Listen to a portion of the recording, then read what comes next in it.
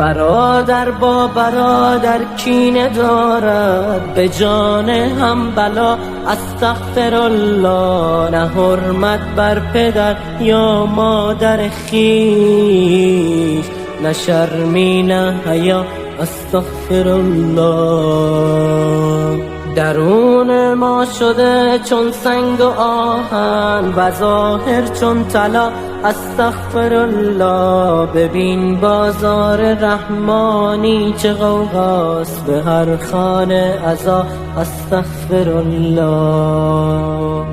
چرا ما بر گناه اصرار داریم، نمیدانم چرا استغفرالله. خدایا رهنمایی کن تو ما را، چه ها کردیم چه ها